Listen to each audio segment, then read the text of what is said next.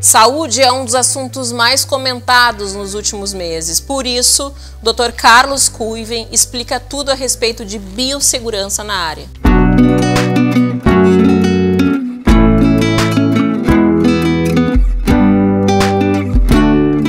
Saúde tem sido o assunto mais comentado nos últimos meses em razão do coronavírus. A pandemia exigiu a dedicação máxima de todos os profissionais da saúde. Para falar hoje aqui no Sinta-se Bem a respeito de biossegurança nessa área, na área da saúde, é com grande prazer que eu recebo novamente aqui no Sinta-se Bem o cirurgião plástico, Dr. Carlos Kuiven. Seja muito bem-vindo aqui ao programa. Sempre é muito bom falar contigo, tá? Acho que é um assunto que vai poder esclarecer ou reforçar, né, questões e aspectos sobre essa epidemia que nós estamos vivenciando, está fazendo parte da nossa vida de maneira intensa, né? Doutor, para começar, eu gostaria que tu conceituasse, para quem não sabe, o que é a biossegurança em saúde nessa área? A biossegurança, ela é um termo assim, que reflete tudo que cerca os cuidados para prevenir a disseminação de doenças contagiosas, tá? Então, quando a gente fala em doenças contagiosas, a gente sempre, obviamente, imagina que é aquela doença que consegue passar de uma pessoa para outra. A biossegurança, como um termo geral, ela é um conjunto de cuidados que podem fazer que essa doença não espalhe de uma pessoa para outra, de uma comunidade para outra. Quando a gente fala de biossegurança, existe a biossegurança no ambiente de trabalho, a biossegurança assim, a nível mais comunitário, e os cuidados mais individuais, que é aquele que a pessoa vai poder tomar para ela não pegar uma doença, tá? Então tem várias esferas de biossegurança. E o que a gente está podendo vivenciar nessa epidemia pela primeira vez é todas as esferas de biossegurança sendo comentadas a todo momento. São algumas normas, né? São algumas normas de biossegurança que eram muito conhecidas pelos profissionais da saúde que hoje estão em domínio público. Gostaria que tu comentasse pra gente algumas delas, doutor. Além do álcool gel, 70%, que está todo mundo conhecendo, lavar as mãos. Quais são as outras? Uma coisa que é interessante, assim, por exemplo, eu sou dono de clínica e a vigilância sanitária sempre vai lá me visitar, né, e fazer as suas inspeções, tá? Então, a gente já está acostumado, na minha clínica, existe todo um esquema de biossegurança para preservar a saúde dos pacientes. Os pacientes não notam, mas assim, tem uma série de normas para uma clínica ganhar um alvará de saúde. Então, assim, o que a gente está vivenciando hoje é como a gente está se deparando com uma doença que é muito contagiosa. Então, são dois aspectos, na realidade. Uma doença que é muito contagiosa e que contagia durante a fase sem sintomas. Então, são duas coisas que juntas fazem essa doença ganhar uma dimensão que a gente ainda não tinha visto, tá? Tem outras viroses que elas são praticamente, não passam de uma pessoa para outra na fase sem sintomas. Então, a pessoa começa de sintoma, para de passar porque ela vai se resguardar.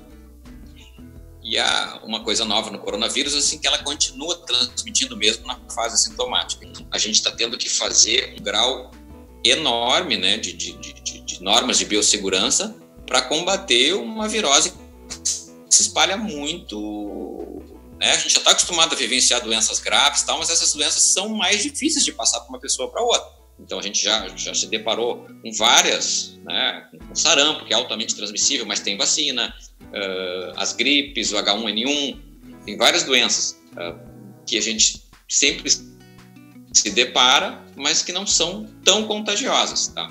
Então a gente às vezes tem contato com um paciente que tem tuberculose e não pega, é bem mais difícil pegar. Uma paciente que tem lepra, por exemplo, a lepra, o índice de contágio é baixo, então assim, é difícil passar de um paciente para outro. Então por isso que já praticamente acabou. Então as doenças vão acabando, né? A malária é uma delas, que foi erradicada porque se descobriu a vacina, tá?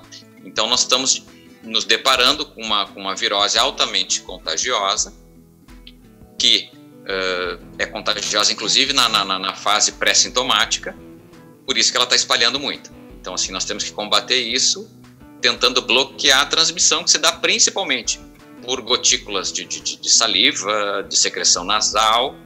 Então, assim, obviamente, uma pessoa que espirra perto da outra é a maneira mais intensa de contágio, mas a maneira mais frequente e a mais importante em termos de saúde pública é através das mãos, que é onde a pessoa toca.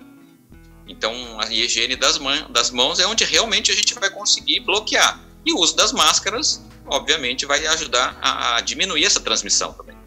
Então, assim, essa medida de fazer todo mundo usar máscara é uma coisa que eu acho bem positivo, principalmente em quem vai sair para trabalhar, em quem vai pegar um transporte público, em quem vai ter que conviver com outras pessoas no mesmo ambiente. Se todo mundo usar máscara, eu acho que a gente vai conseguir bloquear bastante a transmissão.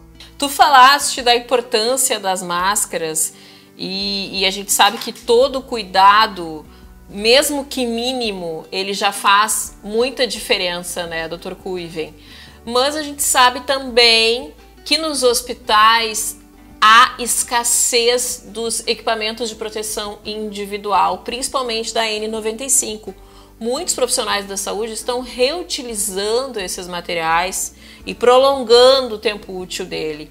Gostaria da tua opinião sobre essa questão também. O que está acontecendo, como não tem para todo mundo, o que está se priorizando são os profissionais que estão atuando diretamente com pacientes com Covid. Tá? Alguns hospitais estão fazendo um esquema de fornecer bastante para quem está em contato direto com os pacientes com Covid e um uso racionado para quem tem que trabalhar no hospital, mas não atua diretamente com quem tem Covid. Os profissionais que não estão em contato direto ou que vão ter contato, mas de um contato pequeno ou um contato não diretamente com gotículas, não vão precisar estar intubando, nem higienizando a face de pacientes, não vão ter contato com secreção de pacientes, esses aí estão recebendo menos EPI, pelo menos a situação no Rio Grande do Sul é essa, não está faltando completamente, o ideal seria que fosse uma coisa abundante, que todo mundo pudesse ter, que pudesse usar só de maneira descartável, então assim, os profissionais que estão atuando diretamente na linha de frente estão recebendo de uma maneira mais correta, e quem trabalha nos hospitais onde tem Covid, mas não tem contato direto, esse aí está sendo um pouquinho, para esse aí está faltando um pouquinho. Ele está tendo que usar de maneira mais racional e às vezes tem que usar durante um tempo mais longo do que deveria.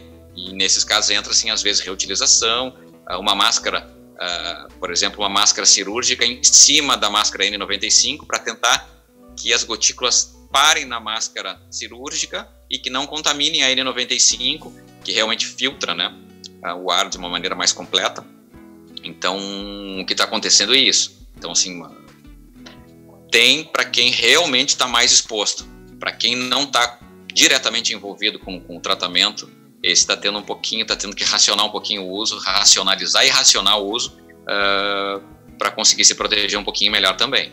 Doutor, para encerrar toda essa questão da biossegurança, trazendo um pouco para a nossa realidade, para quem não trabalha na área da saúde, na tua opinião, nós vamos sair de toda essa pandemia mudando a nossa rotina diária? Por exemplo, a maioria das pessoas hoje estão higienizando a casa, deixando os calçados do lado de fora. O uso da máscara, de repente, se tornar um hábito para quem está gripado no momento que vai ao supermercado. Será que a gente vai mudar a nossa maneira de encarar o dia a dia? Eu acho que com certeza vai mudar. As pessoas agora se deram um pouquinho mais conta de como as doenças se transmitem. Então, há uma esperança que por toda essa questão do coronavírus, vai haver menos transmissão de gripe, de sarampo, de doenças também que estão envolvidas com a higiene das mãos e o uso de máscaras. Tomara que é uma previsão que as pessoas estão achando que vai diminuir a transmissão dessas doenças também. Então, isso é uma coisa boa. E vai fazer as pessoas terem consciência de quando manipularem dinheiro, quando tocarem no botão de elevador, quando tocarem numa maçaneta, elas vão se dar conta, olha, antes de mim várias pessoas já tocaram. Então, assim, se a pessoa se cuidar, higienizar as mãos, ela vai se dar conta que ela vai estar quebrando aquela corrente de transmissão. Então, muitas doenças, não só o coronavírus, são transmitidas através do contato com secreções corporais e principalmente através das mãos. Então, assim, eu acho que as pessoas vão se dar conta de como acontece a transmissão de doenças e os locais onde essa transmissão é mais intensa. Então, às vezes, a gente fica muito preocupado, por exemplo, de uma criança, às vezes, que está brincando com um cachorro, achar que ela vai pegar alguma coisa do cachorro e não higieniza a mão quando toca num botão de elevador, numa maçaneta de shopping ou numa maçaneta de uma loja, e ela vai, eu acho que isso aí serviu para aprender que existem locais onde é mais fácil de pegar alguma doença. E isso eu acho que vai ser um legado, né, que a sociedade vai receber, né, do coronavírus e vai ajudar a diminuir a propagação de várias outras doenças, que depois para o coronavírus, em algum momento a vacina vai chegar, mas eu acho que esse legado, esse aprendizado vai ficar. Isso vai ser uma coisa boa, né? Sempre tem um lado bom, né, de tudo. Verdade, sempre tem o lado bom de tudo que a gente passa, um aprendizado para a nossa vida. Doutor, muito obrigada aqui pela oportunidade de trazer informação aqui pra gente. Valeu. Eu que agradeço, sempre é bom falar contigo. Um abraço.